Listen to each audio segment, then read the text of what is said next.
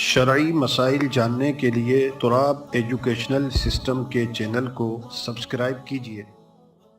یہ تو قرآن مجید فرقان حمید سے نص ہے کہ بہتا ہوا خون حرام۔ بعض لوگوں نے ان دنوں میں مجھ سے پوچھا کہ اونٹ کا خون جو نکلتا ہے اس کو لوگ اپنے بدن پہ ملتے ہیں، پیروں پر ملتے ہیں، تو جب بہتا ہوا خون شرعن حرام ہے جو نص قطعی سے ثابت، تو اس کا بدن پر ملنا کوئی معنی نہیں رکھتا۔ ایک بات تو یہ، اور دوسری حدیث شریف میں صریحاً یہ فرمایا کہ حرام میں شفا نہیں۔ اب ان دونوں باتوں کو جمع کیا جائے، اگر بہتا ہوا خون حرام جیسا کہ نص قطعی سے، تو اب اگر کسی بیماری یا کسی اس میں اس کو بدن پر ملنا تو ظاہر ہے کہ یہ بھی بالکل بیکار۔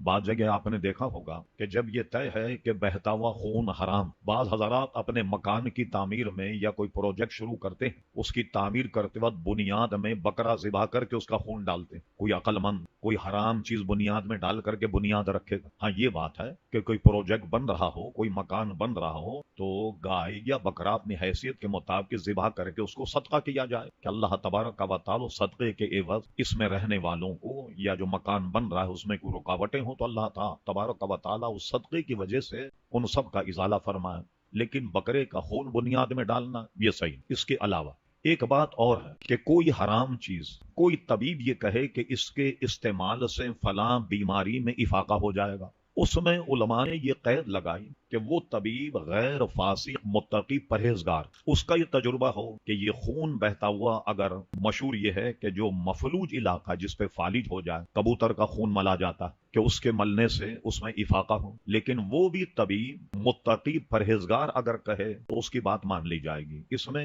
ایک صاحب تقوی جو طبیب ہوگا وہ بے ضرورت کسی کو بھی حرام کا ارتکاب کرنے نہیں دے گا، لیکن یہ اس کے تجربے سے متعلق۔ بعض لوگ یہاں یہ حدیث پیش کرتے ہیں جو حدیث اورانا کے نام سے حدیث شریف میں موجود ہے، اس کی تفصیل بھی سن لیجیے۔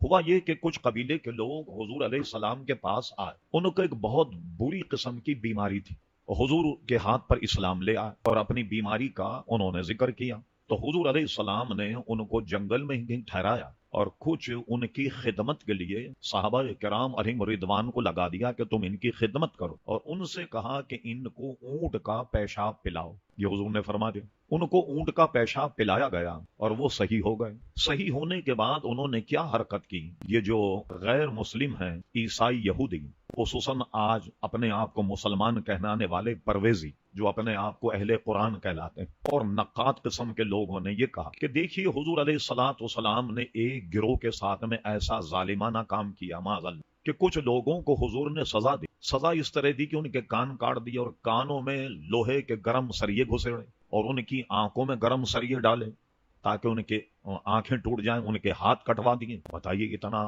ایسی ظالمانہ سزا آپ کے نبی کریم علیہ السلام نے، اور آپ ایک طرف آیت پڑھتے ہیں وما ارسلناک الا رحمۃ للعالمین، اور ایک طرف آیت پڑھتے ہیں کہ حضور علیہ الصلوۃ والسلام تو بہت بڑے خلیق ہیں اور خلق عظیم کے مالک۔ ایک طرف تو حضور نے یہ ظلم کیا، تو اب اس کو تفصیل سے سنیں۔ اسی میں اس کا جواب، جب یہ حضرات ٹھیک ہو گئے، صحت یاب ہو گئے، انہوں نے شرارت یہ کی کہ جو صحابہ ان کی خدمت پر مامور تھے ان کے کانوں میں سریے ڈالے گرم کر، اور ان کے آنکھوں میں گرم کر کے سریے ڈالے، اور ان صحابہ کرام کو اس طریقے سے انہوں نے اذیت پہنچائی اور وہاں سے بھاگ گئے۔ حضور علیہ الصلوۃ والسلام کو جب اطلاع ملی تو آپ نے بہت ہی تیز رفتار گھڑ سوار ان کے پیچھے دوڑا، اور دوڑانے کے بعد میں مسلمانوں سے دوڑ میں کون آگے نکل سکتا تھا اس زمانے میں؟ اتنے چاق و چوبند مسلمان ہو، سب کو گھیر کر لے آئے۔ جب سب کو گھیر کر لائے تو حضور علیہ السلام نے جو انہوں نے صحابہ کرام علیہم رضوان کے ساتھ کیا وہی حال ان کا کیا۔ جو بات انہوں نے صحابہ سے کی،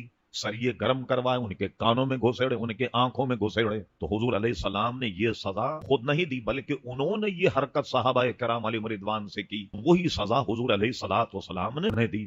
اب حضور پر الزام کیا ہے؟ پہلے انہوں نے کیا کیا؟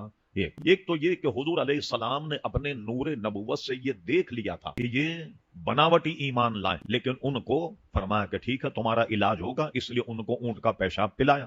اب اس میں ہمارے فقہا اور محدثین بحث چل، کوئی اونٹ کا پیشاب پلایا تو اس لیے کوئی ناجائز یا چیز ایسی ہو تو اس کو گویا بطور دوا اگر اس کو پلا دیا جائے تو اس میں کوئی حرج نہیں، لیکن وہاں علماء نے یہ قید لگائی کہ متقی پرہیزگار حکیم اگر یہ کہے کہ اس سے اس کا علاج کر لیا جائے تو علاج ہو جائے گا. صرف اس آدمی کے لیے وہ علاج جائز ہوگا, دوسرے کے لیے جائز نہیں ہوگا, اس لیے کہ مطلق حدیث میں ہے کہ حرام میں شفا نہیں. میں اس کے ساتھ یہ بھی آپ کو بتا دوں, بعض ادویات ایسی ہیں کہ جس میں الکوہل کی آمیزش, الکوہل اسپرٹ, اعلیٰ حضرت فاضل بریلوی کے ملفوظات میں فرمایا جو اسپرٹ ہے الکوہل, یہ بدترین شراب ہے, خالی شراب ہی نہیں بلکہ بدترین شراب. یہ کیسے نکالی جاتی؟ الکوہل اور اسپرٹ یہ بالکل اسی طریقے سے نکالی جاتی ہے جیسے شراب کو نکالا جاتا ہے. تو شراب کو نکالنے میں وہ کوئی ایسے اجزاء اور اس کو فائن کر کے بوتلوں میں بھرتے ہیں کہ جو کم سے کم نقصان, شوق بھی پورا ہو جائے جو نشہ کرنے والے لوگ, اور نقصان کم کرے. لیکن اسپرٹ میں اور الکوہل میں شراب سے بھی بدترین اذیت ہے. شراب پینے والا آدمی اگر 20 سال میں مرے گا تو اسپرٹ پینے والا آدمی 5 سال میں مر جائے. تو اس لیے ان ادویات میں جس میں کہ الکوہل کی آمیزش ہے اس سے بھی بچا جائے. اور لوگ کہتے ہیں بھائی کھانسی کے شربت میں الکوہل ضرور ہوتا ہے. آپ دیکھیے فری فرم الکوہل بھی ادویات, کھانسی کے شربت فری فرم جو ہے الکوہل وہ بھی آج کل ملتے ہیں. ایک بلا یہ چل گئی کہ سینٹ, بعض مفتیوں نے فتوا دے دیا کہ سینٹ لگانا جائے. میں حیرت ہوتی ہے کیسے سینٹ, بھائی وہ تو خالصتاً شراب, وہ تو اسپرٹ, بغیر اس کے تو جناب یہ سینٹ بنتا ہی. تو اب کیا ہوا, بعض لوگ کہتے ہیں جس جیسے ہم نے اس کو ایسے فوارے سے مارا, ادھر مارا, یہ تو سوکھ گیا. تو اب تو جب یہ سوکھ گیا تو سوکھنے کے بعد تو جائز ہوگا.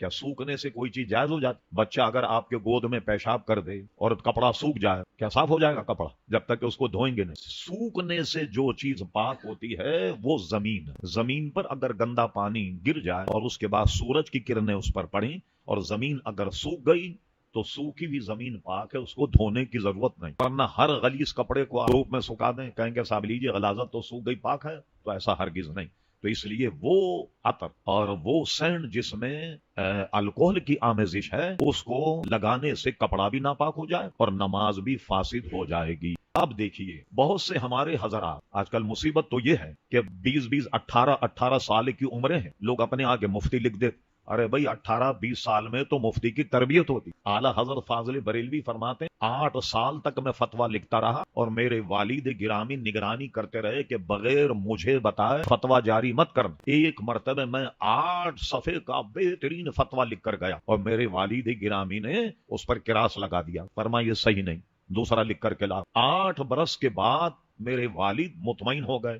اس کے بعد کا احمد رضا, اب تم ہمیں دکھانے کی ضرورت نہیں, اب تم اس فتوے کو جاری کر دیا کرو. تو اب یہ حضرات کہتے ہیں کہ صاحب یہ سینٹ جائز ہو گیا. یہ اچھا, اب ہمارے مولوی تو کھینچ تان کر اس کو جائز کرنے کی کوشش کر رہے ہیں. سب سے بڑا ملک جو سینٹ بناتا ہے ہالینڈ, ہالینڈ میں جو سینٹ بنانے کی کمپنیاں ہیں وہ تو اب فری فرم الکوہل سینٹ بنا رہے ہیں کہ بھائی مسلمان اس سے نفرت کر رہے ہیں. بنانے والے تو فری فرم الکوہل سینٹ بنا رہے ہیں اور ہمارے لوگ کھینچ تان کر اس کو جائز کرنے کی کوشش کر رہے ہیں. لہذا ہر وہ چیز جس میں حرام کی آمیزش ہو جائے وہ اس کی حرمت کیا ہے. آپ کو تعجب ہوگا کہ کنویں میں کتا گر جائے, کتے کو نکال دیا جائے, 80 ڈول پانی اگر نکال دیں تو کنواں صاف ہوگا. لیکن کنویں میں اگر ایک قطرہ شراب گر گئی, کتنے ڈول نکال لیں گے؟ کتا تو بہت بڑا ہوتا, اس کی تو ایک بوند گری, کیا 10 ڈول نکال دیں, 5 نکال دیں؟ ہمارے فقہ حکم دیتے ہیں پورے کنویں کو صاف کیا جائے. یہ ایک قطرہ شراب کا پورے کنویں کو ناپاک کر دے گا, پورا کنواں خالی ہوگا. اور اس سے یہ بات بھی آپ کے ذہن میں رہے, آپ تو ماشاءاللہ نیک حضرات, کہ ایک قطرہ کنویں میں گر جائے تو پورا کنواں خالی کرنا ہوگا, اتنی اس کی ناپاکی اور پلیدی. تو جو لوگ منہ سے پیتے ہوں گے شراب ان کا کیا حال, جو اس کے عادی ہیں ان کا کیا ہوگا, جو رواج بن گیا آج کل نوجوانوں میں. اللہ تبارک و تعالی اس سے ہمیں پرہیز کرے. کسی بھی بیماری کے لیے اس طریقے سے ہاتھوں پر یا چہرے پر خون کا ملنا ناجائز, اور اس کی تفصیل میں نے بتا دی.